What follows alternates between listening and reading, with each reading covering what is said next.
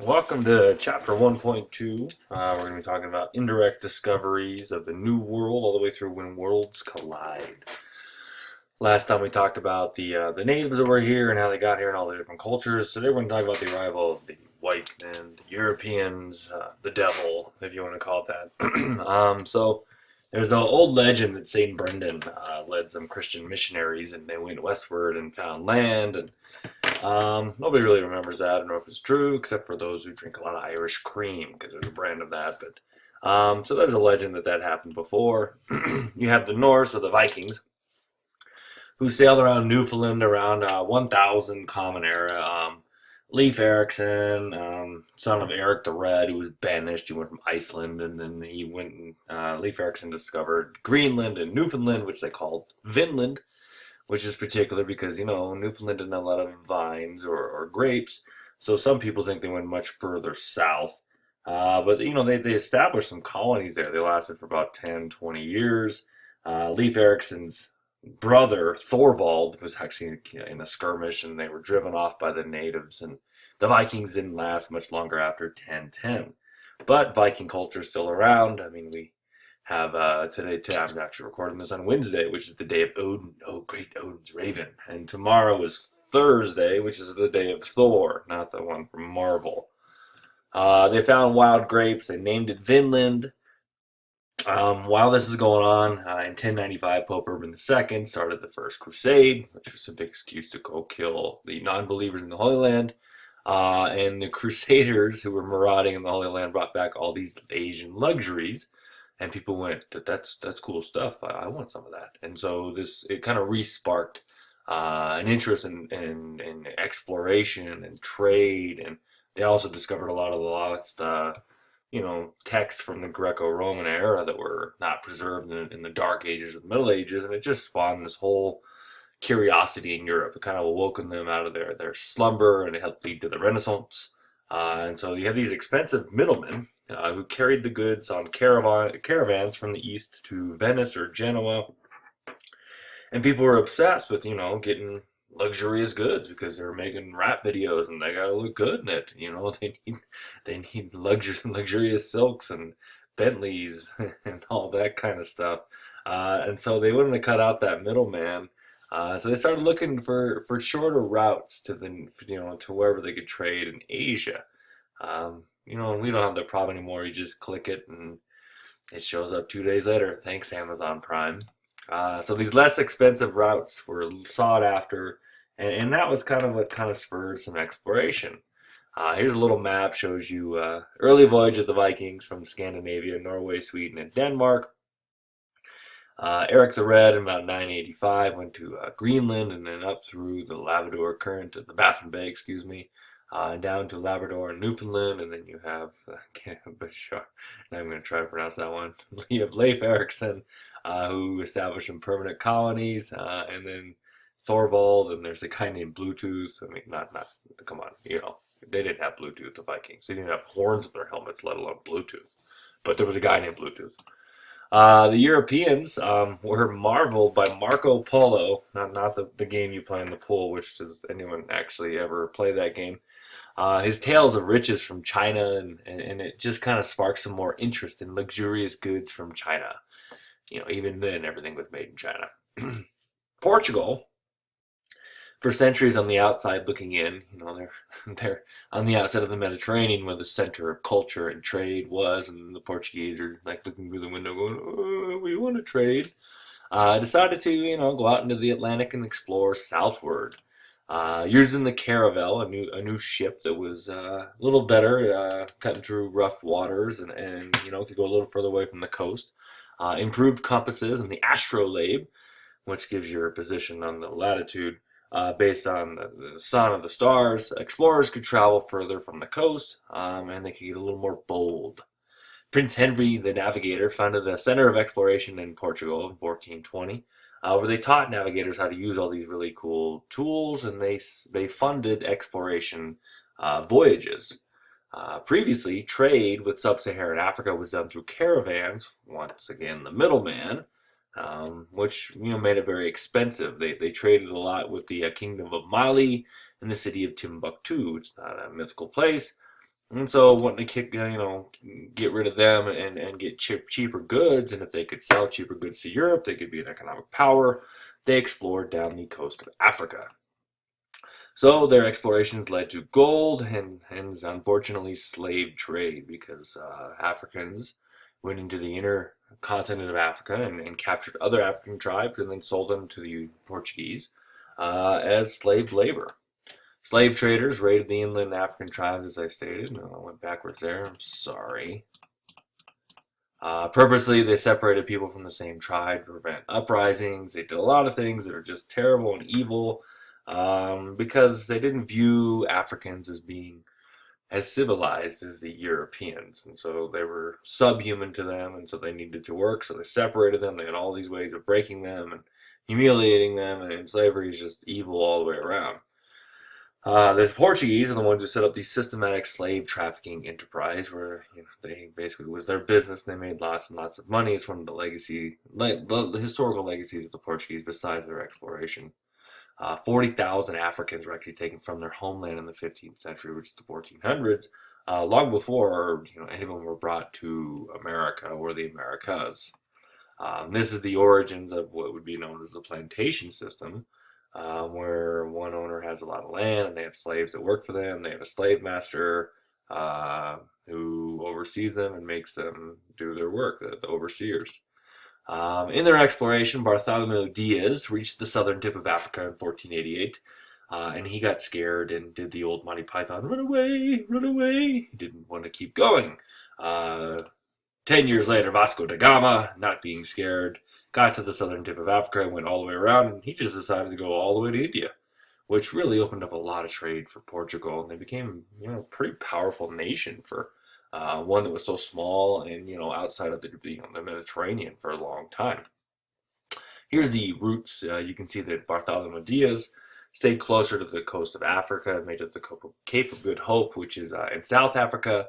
And then you have Vasco da Gama, who went all the way around. He just kept going. He went a little further away from the coast, on Western Africa, and then went all the way to India. You also have some Arab, Asian exploration down the eastern coast of Africa, places like Mogadishu and Mombasa and those types of places.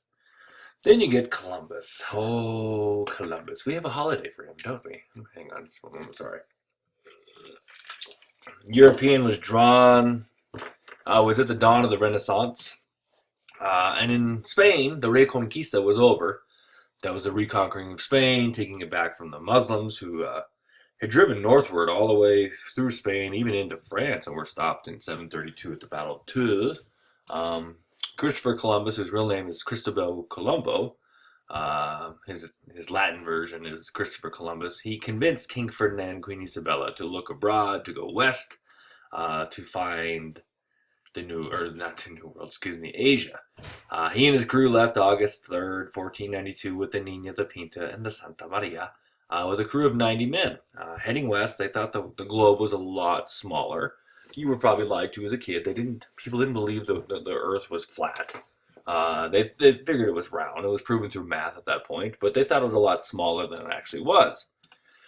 The men were getting a little mutinous because 2 months later, they were not finding any land, and finally on October 12th, 1492, the cry of Tierra, Tierra went out, and land was found, and they believed that they went all the way to the Indies, which is today we call the East Indies, and Columbus, being El Grande Marrano dude, he was not very smart, called the people there Indians, and it still sucked today. They actually landed on the island of San Salvador in the Bahamas. You were lied to as a kid. Columbus did not discover America. There's people here already, and he never actually set foot in what is the United States of America. He went to a lot of places in the Caribbean. He actually went back there 4 times in his life, and people were convinced it's a new land. He's like, no, it's not. I went to Asia. I totally went to Asia. It's not. And they're like, dude, Columbus, come on. He's like, no, I'm telling you. So he claimed that he found Asia. He thought Cuba was Japan. He searched for gold, spread Christianity, and claimed land for Spain. Looking for gold in the Caribbean, trying to make the natives Christians. If they didn't, they would die. And claimed the land for Spain. You can see there he's almost went out of West Side because he went West Side, homie, but don't tell him he went to the New World. That wasn't the New World. Here's a map if you want to take a little brief look at all the voyages of Columbus, the four, and then you have Veranzo and Jacques Cartier and Henry Cabot and all that stuff, Henry Hudson. That's for a different time. So you get this kind of unique trade. Columbus comes upon a new world. Europe provided the market to sell the goods, along with the capital and the technology. It was a place to sell all this raw goods they were getting from the new world. And they had the money and the technology to do all this. Africa provided the labor, unfortunately through slaves, and the New World provided all the raw materials. And so it was kind of this, beginning of triangle trade, as it would be. Now there was two ecosystems that commingled and clashed when Columbus arrived, and they had been separated for millennia.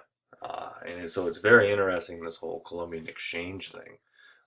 Which is what historians call the exchange of goods and ideas and diseases, actually, between the Europeans and the New World. Which it's interesting. 3/5 of crops grown in the world today originated in the New World, especially with corn and potatoes and tomatoes, which they thought were evil for a while because tomatoes, with the acidity of them, would actually eat away the lead plates, and they thought that tomatoes caused them to be sick, not the lead plates. And also potatoes were evil because they were ugly looking. Maize, sweet potatoes, manioc led to an African population boom. It led to a stable crop that could be provided to the rest of the world. Columbus returned in 1493 triumphantly. He came back with 17 ships, 1,200 men, not 90. Cattle, pigs, horses, and some of them got loose and they became wild. And you get Mustangs and all that stuff, and just changed virtually every culture they came in contact with.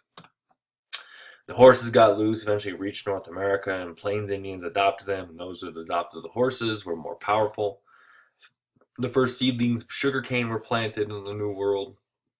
Also, bluegrass and daisies and dandelion were brought in inadvertently on the boots of many of the men, the seeds, and many of the stuff that we think are native to our area actually aren't native plants. In the Columbian Exchange, this is an old diagram. They brought tobacco from the New World to the Old World, and they thought it was just amazing. You smoke it and chew it, and it made you feel good. Nothing bad would ever come from it. The tater was easy to grow and healthful to eat. Corn or maize, staple of diets around the world. And then from the east to the west, you get wheat, you get horses, you get disease, smallpox, measles, malaria. The natives did send syphilis back to the New World or the Old World. So it wasn't, just one-way disease exchange going on. Some other things you can see from this diagram, all the wonderful products that we have from the New World, including, pumpkin, all you pumpkin spice latte people. It's almost fall. It's time for those. Wouldn't be there without Columbian Exchange. Then you get coffee and all the other stuff that come from the Old World. Diseases were exchanged as well, and this was the biggest, the horrible part of the exchange. Not only did they teach each other, and there was different parts of culture.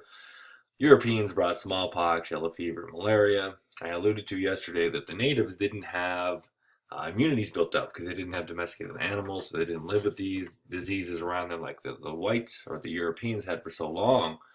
The natives in return did give the Europeans syphilis. It was very common to share wives with the native cultures, with the new explorers.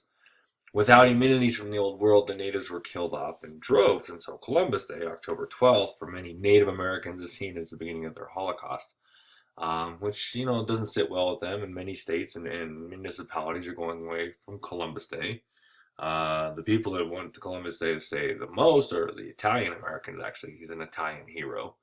One example of the slaughter of the natives of the Taino natives on the island of Hispaniola, which is modern-day Haiti and the Dominican Republic, went from a population of 1 million down to 200. Historical estimates put it as a 90% death rate of the native populations from these European diseases that just ravaged them. So that's all we got for today. Tune in for the next one on the conquistadores and more of the Europeans taking over this new world, even though Columbus didn't believe it was a new world. They even buried them there somewhere. We don't know.